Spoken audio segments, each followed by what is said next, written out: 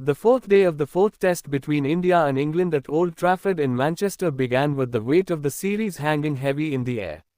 England were well positioned, having ended day 3 with a sizable lead thanks to a commanding performance from their batters, particularly Joe Root, who had rekindled his best form at the perfect moment. The Indian bowlers had toiled hard but struggled to contain the flow of runs on a surface that had flattened out, offering little to the fast bowlers and only occasional assistance to the spinners. As play resumed, Root continued from where he had left off. He looked serene at the crease, displaying the full repertoire of his skills, delicate glances, crisp drives, and the occasional reverse sweep that kept the fielders guessing. With every run he scored, he inched closer to history.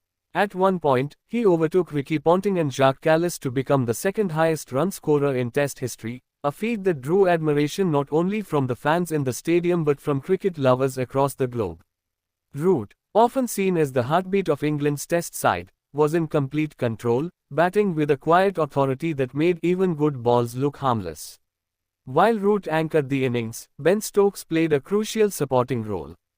Having earlier limped off due to cramps, a rare occurrence in his career, Stokes showed his characteristic grit and returned to the crease with purpose.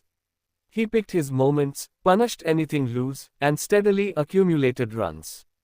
His body may have been tired, but his spirit was unshaken. Stokes reached his half-century with a firm push through cover and acknowledged the applause with a tired but defiant wave. Together, Root and Stokes added valuable runs that pushed England's lead well past the 180-run mark, creating scoreboard pressure for India. India's bowlers looked weary by now. Siraj, in particular, had an unusually off-color day. He struggled for rhythm, bowled too full or too short, and failed to generate the kind of bite off the surface that Akashdeep had shown in his debut innings. Adding to the frustration, there was a heated exchange between Siraj and England's Ben Duckett earlier, when the latter was at the crease. Emotions flared, and the umpire had to step in to cool things down. For India, it was a sign of how tense things were getting. This wasn't just a battle of skill but also of nerve. Despite the heat and the mounting lead, India kept at it. Kuldeep Yadav bowled with guile and variation, managing to dismiss a couple of lower-order batters, while Ashwin tried to extract whatever help the pitch could offer. But Root remained unbeaten as England declared with a massive total, setting India a formidable target and putting them under immediate pressure. The declaration didn't come early, it was strategic. England wanted to bat India out of the game, and with a deteriorating pitch and rain forecast on the horizon, they knew they had to give their bowlers enough time to take 10 wickets. India's second innings began with a cloud of uncertainty. With the memory of a first innings collapse still fresh, the openers walked out knowing that they needed a strong start. But things didn't go according to plan. Shoaib Bashir and Tom Hartley bowled from the get-go, extracting bounce and sharp turn. Rohit Sharma was cautious but couldn't capitalize. Shubman Gill too struggled to get going. The runs didn't flow, and the scoreboard pressure began to build quickly. There was concern over Rishabh Pant, who had suffered a nasty injury earlier and had to be stretchered off. There was uncertainty about whether he would bat in the second innings, and his absence loomed large. His aggressive approach could have been a game-changer on a pitch that needed counter-attacking brilliance. Without him, India's middle order looked vulnerable. The session wore on with mounting pressure, and wickets began to fall at regular intervals. Rajat Patidar's stay was short-lived, and the ever-reliable Jadeja fell to a sharply turning ball from Bashir that pitched outside leg and hit off stump, a delivery for the ages. England were buzzing, their spinners circling like vultures sensing the kill. The crowd in Manchester, mostly local but buzzing with Indian supporters too, erupted every time an Indian batter played and missed. There was tension in every delivery, anticipation that something could happen at any moment. The body language of the Indian players told the story. Batsmen were unsure whether to play forward or back, and the England fielders, chirping constantly, kept the pressure on. The Indian dressing room, which had seemed composed a day earlier, now wore an anxious look. Rahul Dravid, the head coach, sat with arms folded, deep in thought. Just before the close of play, light rain began to fall, gentle at first, then enough to bring out the covers. For India, it was a brief reprieve from the relentless spin assault. For England, it was a minor delay in what was shaping into a dominant victory push. The umpires called for early stumps, and players walked off the field under grey skies. At the end of the day, England stood on the brink of a massive win, leading the series 3-1 unless India could produce a miracle on the final day. With Rishabh Pant possibly unavailable and the pitch turning square, survival seemed unlikely. The focus would shift to how long the lower order could resist, and whether weather could intervene to give India a lifeline. But in the hearts of fans and analysts alike, Day 4 belonged to Joe Root. His masterclass with the bat, calmness under pressure, and ability to lift his side in a must-win game will be remembered as one of the finest fourth-innings pressure innings in Ashes and subcontinental rivalry alike. As the sun set over Old Trafford, England were marching towards a statement victory, and India were left to gather the fragments and prepare for one final battle. The fourth day at Old Trafford was a symphony of skill, patience, and steely nerves, a day that belonged not just to England as a team, but to one man in particular, Joe Root. The day began with England in control but not yet safe. India was still in the match, and on a pitch that was wearing with each passing session, nothing could be taken for granted.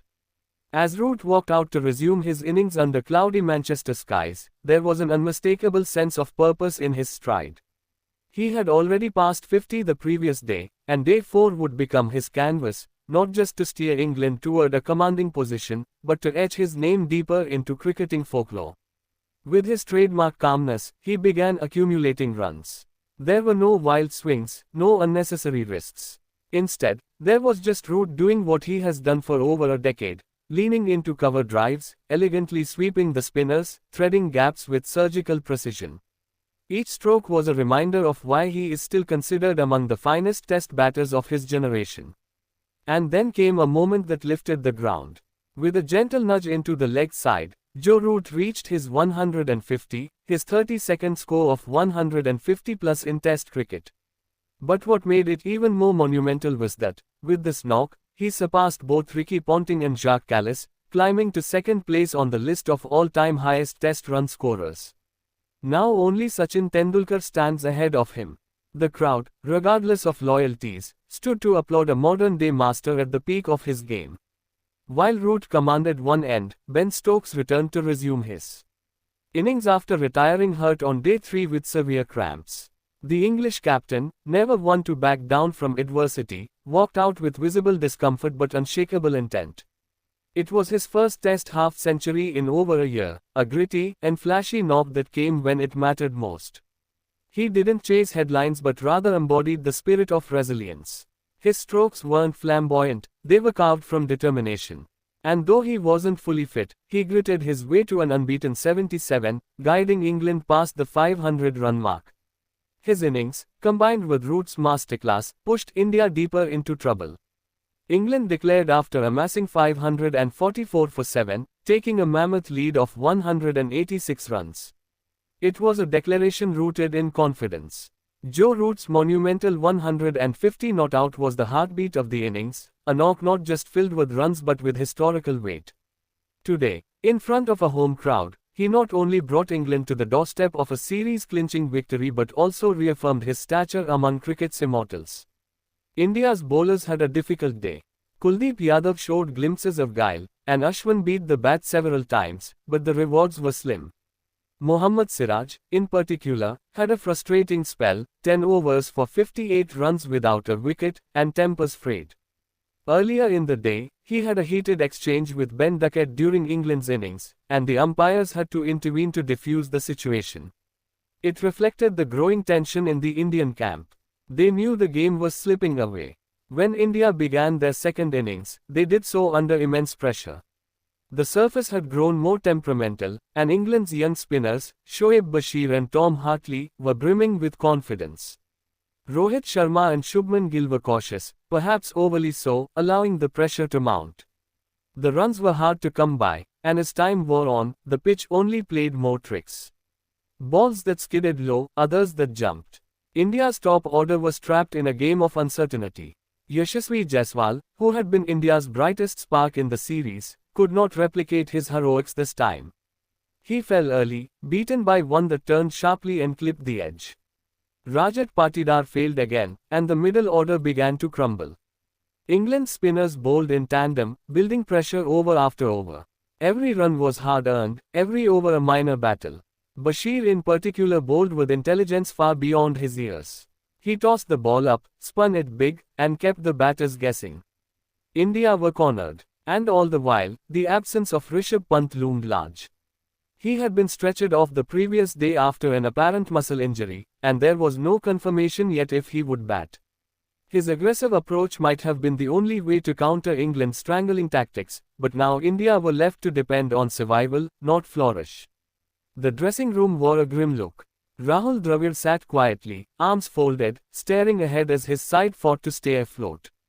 As the day drew toward its close, clouds rolled in and a light drizzle began. The umpires brought the covers on, and though the rain didn't last long, it was enough to bring an early end to the day's play. But by then, the story of the day had already been written. Joe Root's sublime, unbeaten 150, Ben Stokes' heroic return from injury to score 77, and England's total domination with bat and ball. As the players walked off, England stood on the brink of not just winning the test but clinching the series 3-1. India, meanwhile, were left searching for answers.